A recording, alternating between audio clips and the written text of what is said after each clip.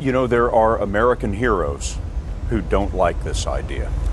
Neil Armstrong, Gene Cernan have both testified against commercial spaceflight and the way that you're developing it, and I wonder what you think of that.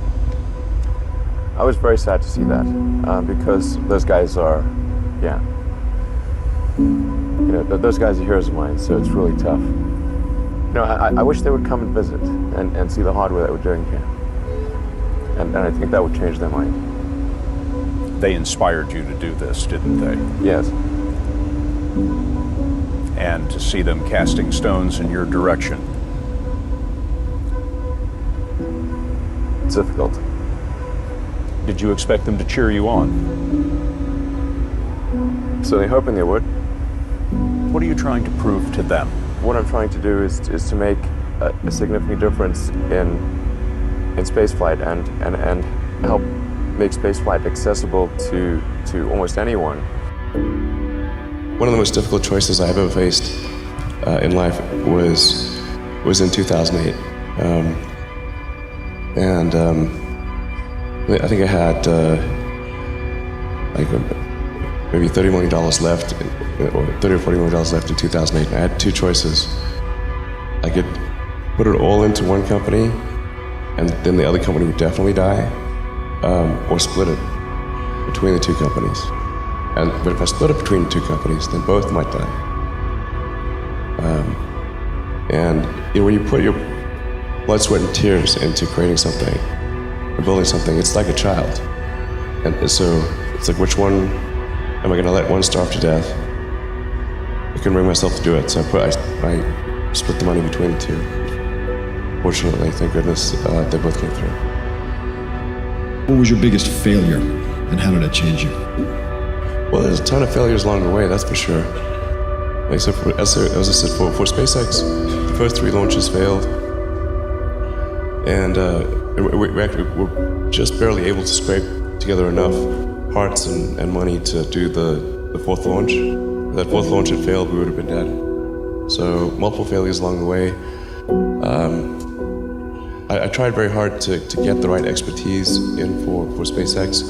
I tried hard to find a great chief engineer for the rocket, but the good chief engineers wouldn't join, and the bad ones, well, there was no point in hiring them. So I ended up being chief engineer of the rocket. So if I could have found somebody better, then we would have maybe had less than 3 failures. That 3rd failure in a row, did you think, I need to pack this in? Never. Why not? I don't ever give up.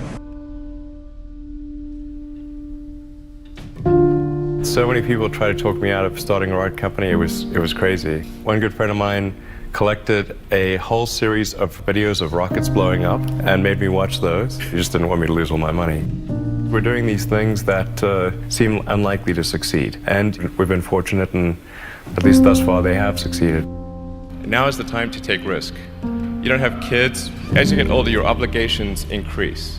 And once you have a family, you start taking risk not just for yourself, but for your family as well. It gets much harder to do things that might not work out. So now is the time to do that before you have those obligations. So I would encourage you to take risks now. Do something bold.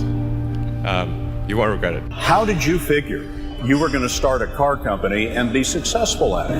Well, I didn't really think Tesla would be successful. I thought we would most likely fail. But I thought that we at least could address the false perception that people had that an electric car had to be ugly and slow and boring like a golf cart. But you say you didn't expect the company to be successful, then why try? If something's important enough, you should try, even if the probable outcome is failure. Or how do you think about making a decision when everyone tells you this is a crazy idea? Or where do you get the internal strength to do that? Well, first of all, I'd say I actually think I feel fear quite strongly. So it's not as though I just have the absence of fear. I feel it quite strongly. But there are just times when something is important enough, you believe in it enough, that you do it in spite of the fear. I think about what technology solution is necessary in order to achieve the particular goal, and then try to make as much progress in that direction as possible. I think being a multi-planet species and being out there among the stars is important for the long-term survival of humanity, And that's one reason. But then the part that I find personally most motivating is that it creates a sense of adventure, and it makes people excited about the future. If you consider two futures, one where we are forever confined to Earth until eventually something terrible happens, or another future where we are out there on many planets, maybe even going beyond the solar system, I think that second version is incredibly exciting and inspiring, and there need to be reasons to get up in the morning. Life can't just be about solving problems. Otherwise, what's the point? There's got to be things that people find inspiring and make life worth living. When my brother and I were starting our first company, instead of getting an apartment, we just rented a small office and we slept on the couch. And we showered at the YMCA, and we're so hot up we had one computer, so the website was up during the day, and I was coding at night, 7 days a week, all the time. And I sort of briefly had a girlfriend in that period, and in order to be with me, she had to sleep in the office. So work hard, like every waking hour. That's the thing I would say, particularly if you're starting a company. Whatever area that you get into, given that even if you're the best, there's always a chance of failure. So I think it's important that you really like whatever you're doing. If you don't like it, life is too short. If you like what you're doing, you think about it even when you're not working. It's something that your mind is drawn to. And if you don't like it, you just really can't make it work, I think.